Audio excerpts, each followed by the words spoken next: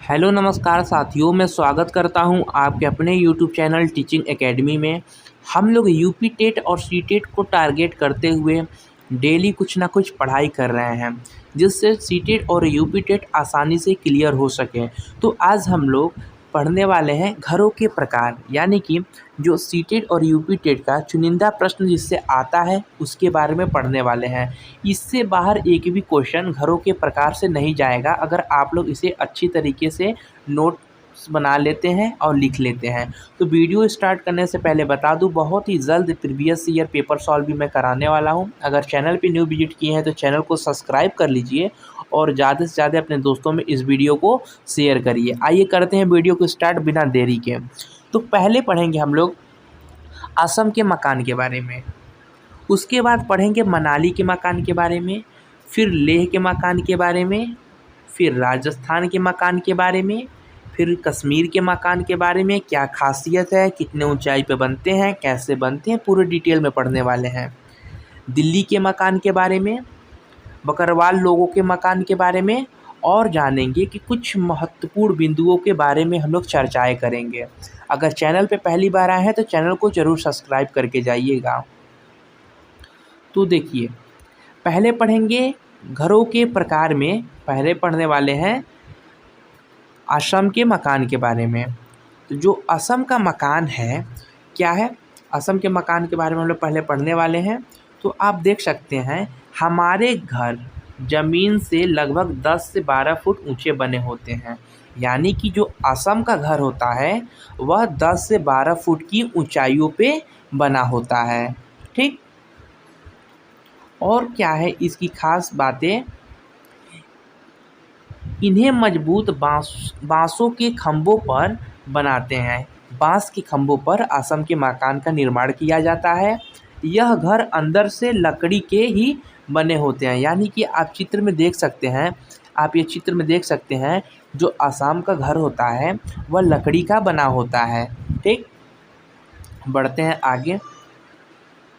मनाली के मकान के बारे में कुछ जान लेते हैं। मनाली जो एक पहाड़ी इलाका है, हमारे यहाँ भी बारिश बहुत होती है और बर्फ़ भी पड़ती है।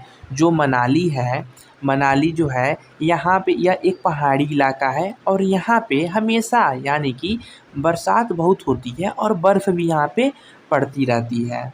ठीक है, मनाली के मकान के बारे में ही कुछ खास बातें क्या हैं।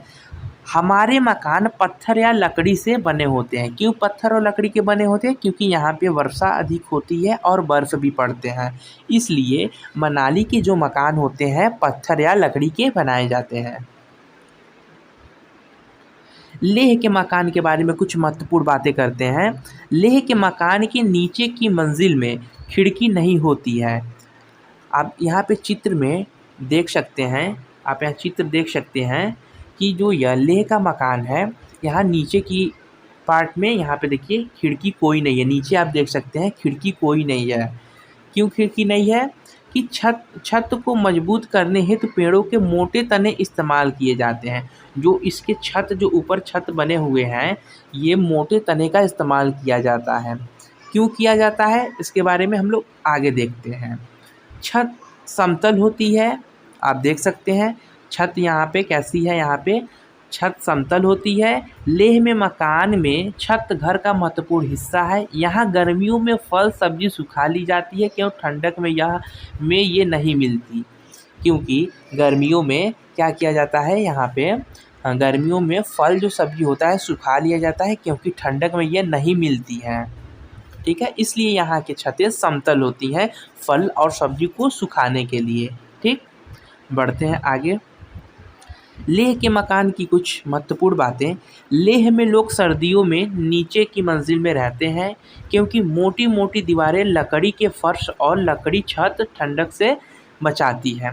तो आप लोगों का डाउट्स क्लियर हो गया होगा। जो लेह का मकान होता है वहाँ में सर्दी ज़्यादा पड़ती है, इसलिए सर्दियों में लोग नीचे वाले मकान में रहते हैं, जिससे कि फर्श और जो लकड़ी मोटी मोटी जो दीवारें होती हैं वो ठंडक से उन्हें बचाती हैं।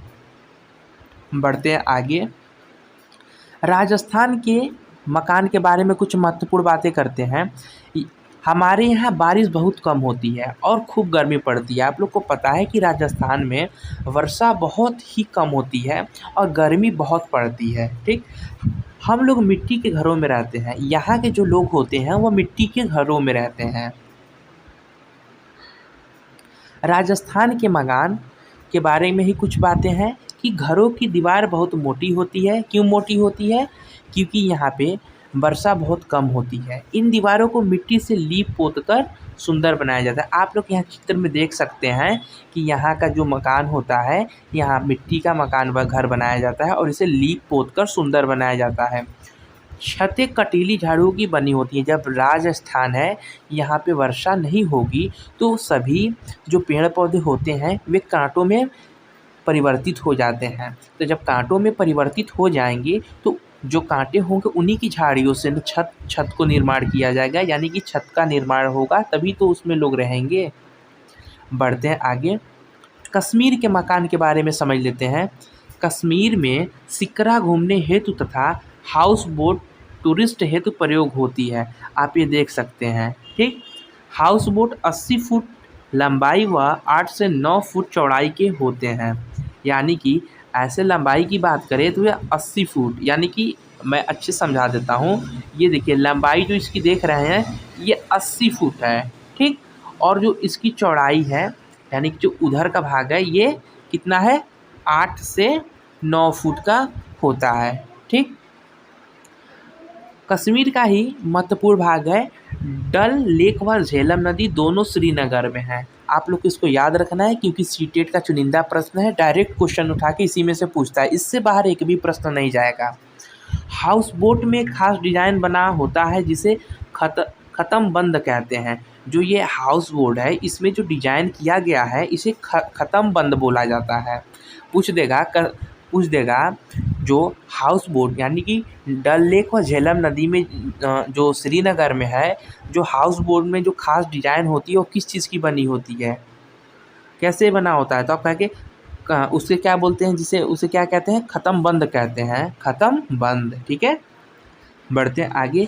कश्मीर के मकान के बारे में जान लेते हैं। कश्मीर में मकान खिड़कियों बाहर की ओर उभरी होती है, इन्हें डब कहते हैं। जो ये खिड़की देख रहे हैं आप, जो ये खिड़की देख रहे हैं जो बाहर की तरफ निकली हुई है, तो इसको क्या बोलेंगे?